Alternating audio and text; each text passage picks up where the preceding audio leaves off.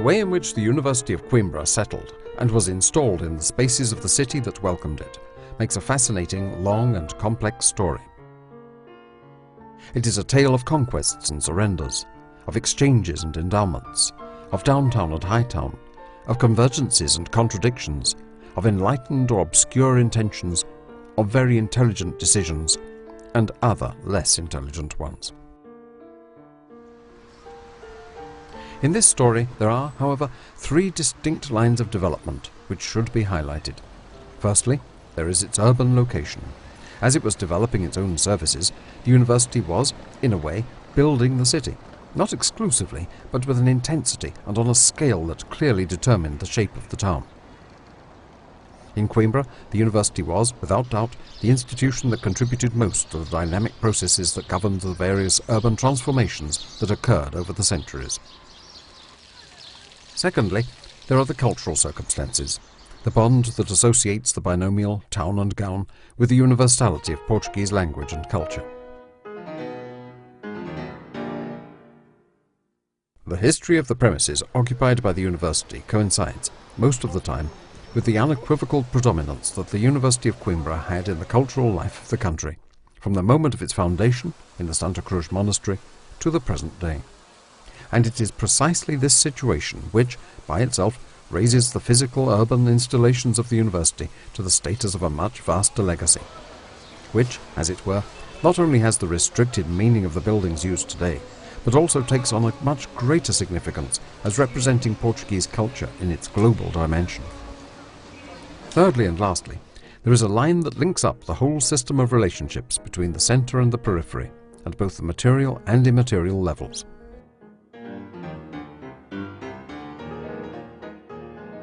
At the material level, we have to consider, among other things, the urban centrality of the university buildings, in contrast to the recent peripheral extensions, the campuses or polos.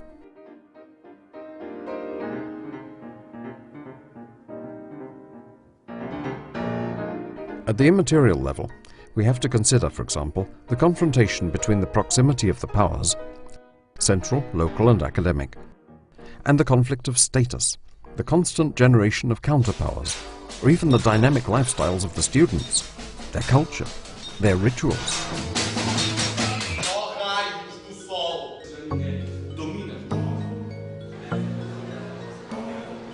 O próximo número do Jornal Universitário de Coimbra, enfim, espaço de diálogo a todos os sócios.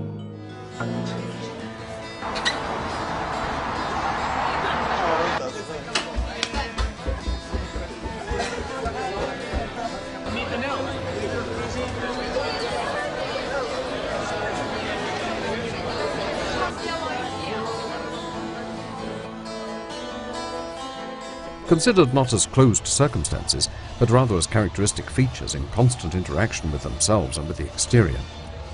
These three axes combine to create an immense potential to be taken advantage of in terms of culture, strategy, and even tourism.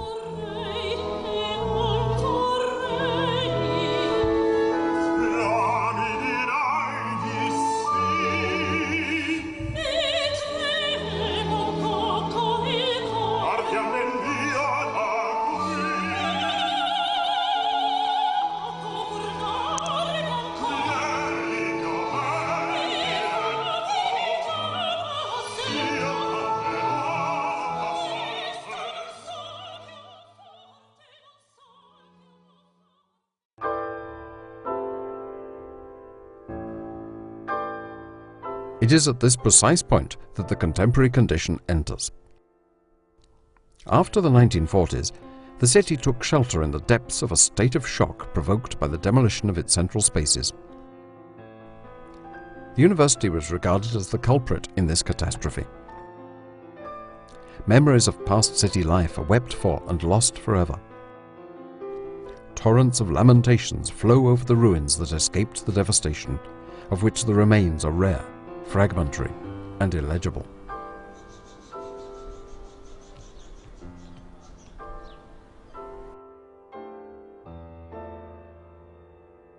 The College of Jesus, the College of St. Hieronymus, the College of Arts, the 18th century Pombaline Chemistry Laboratory, the Aqueduct of St. Sebastian, an arch left behind next to the Machado de Castro Museum, ruins, or virtual ruins, that remained mute with their touch of the absurd for about half a century, standing as grievingly eloquent testimonies to their own decline. An immense and striking irony if we think of the origins of the architectural design for the altar, with such contrasting intentions, desperately seeking strong grounds of composition, whether in symmetry or in axialities, or in scale and monumentality. So obstinate in their struggle against decadence.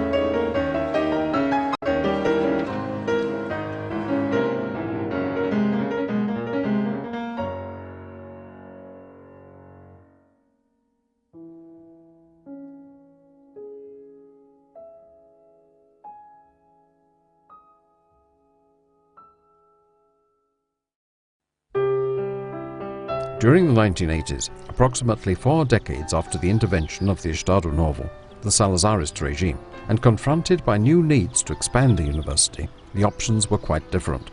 The Faculty of Economics, the university hospitals, and the Technologies Campus, Campus 2, were to be installed in the nearby periphery, generating new tertiary centralities, and in the case of Campus 2, affirming with determination the mainstays of future urban structure.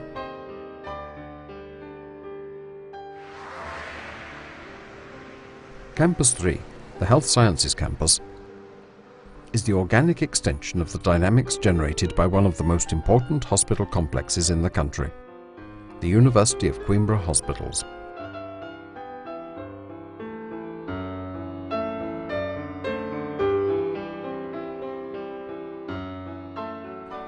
The Alta, High Town, now called Campus 1, began a process of emptying of the spaces and administrative activities, which, despite having freed some areas until then painfully compact, will worsen its problem of lack of life, of monofunctionality, and even of abandonment. Instead of lamenting the past, however, it is urgent to rethink the future and gain the confidence of the people who use and visit these spaces. Applying for the status of World Heritage Site is a decisive step in a process of acquiring the self-esteem necessary for undertaking such an immense task, in both quality and quantity, which has hardly begun: the renewal of the university area of the Alta.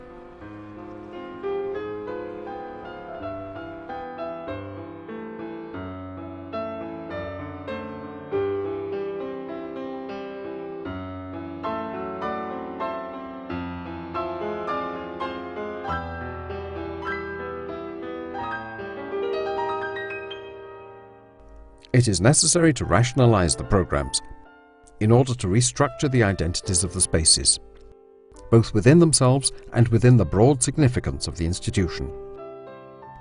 It is also necessary to link up all these intentions with outside factors, notably proposals for use of the city external to the needs of the university.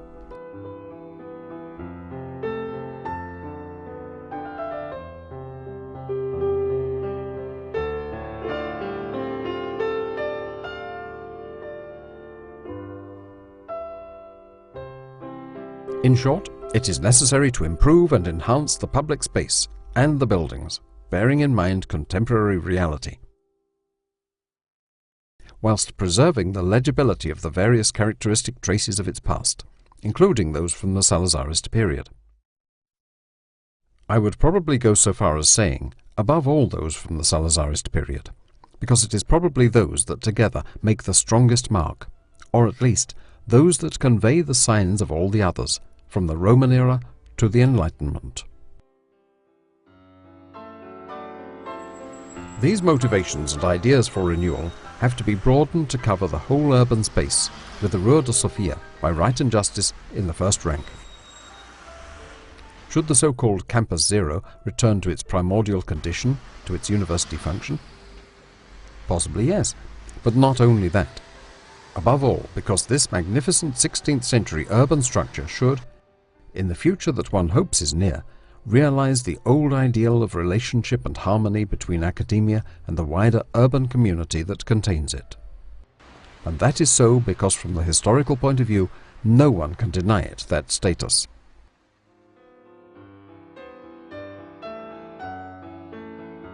What the university is putting forward as a World Heritage candidate, more than its ancient status, more than its preeminent role in Portuguese culture, more than its public spaces and its buildings, which are the face of this status cut in stone, is the ambition to make all these remains of the past clear and legible to future generations.